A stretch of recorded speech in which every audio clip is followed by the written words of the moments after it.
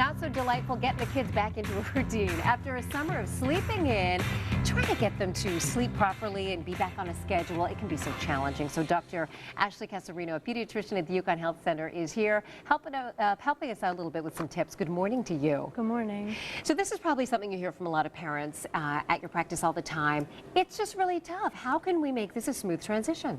Right, and I usually tell my parents to start getting them back in their school schedule about a week or two before they go back. So the time is now. Yeah. Getting them to bed at their normal time when they would be going to bed for school, waking them up, having them get breakfast and get ready, maybe plan some day trips, during these last few weeks to get them used to getting out of the house, because most of them are used to sleeping in, right, staying up late, especially the teenagers, so they're not used to the schedule right now, and it's going to take some time to get used to it. Well, and parents are off schedule right now for the most part too, because it's been summer. Even if we're still working, it's still a little bit topsy-turvy. So just a reminder to all of us parents, how much sleep do kids need?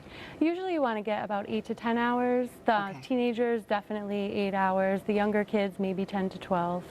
For teenagers, that's a tough group because there are a lot of distractions. At least the younger ones, we still have the power to say, get to bed, you have to, because I told you. Exactly. Once they get older, there's social media, there's TV, there's all kinds of different things that's taking their mind away from sleep.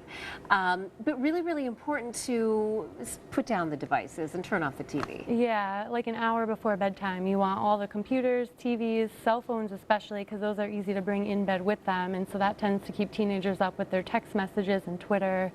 So I say an hour before bedtime so that your body can kind of relax and shut off. Okay, parents are DVRing this part right now so they can play it to all their teens. Did you hear what she said? So what about weekends? Some parents might think, all right, so it was sort of tough this week getting them to sleep. What about if we just make it up on weekends? Possible? It doesn't really work. They say you can't really make up your sleep deficit if you've lost sleep, and that gets you off schedule for the following upcoming week if you sleep in. So. Another thing we get off schedule with in the summer is what we're eating. It's really easy to just not eat as much because, the heat doesn't, often takes away our appetites, or not eat well. We're just grabbing whatever's easy. So lunchtime, really important to watch what's going in the lunchbox. Yep, you want to have lots of healthy snacks, things that your kids can easily snack on, grapes, baby carrots. You can cut up apple slices and put a little lemon juice. They won't turn brown on the kids. You want to avoid juice, even if it's no sugar added natural juice. It still has a lot of natural sugar in it and calories. Instead water? Yeah, water. You can add, fruit slices to the water to make it more enticing to the kids, right, or milk, just low-fat milk, 1% or skim. This is also the time of year that kids are getting their new backpacks. It's a very exciting time until you start stuffing them and overstuffing them with all your books and all that sort of thing. So how can you tell if your child's backpack is a safe weight for them to carry on their back? So they usually say 10 to 20% of the kid's body weight. So if your child is, say, 50 pounds, that's only 5 to 10 pounds. That's not very heavy.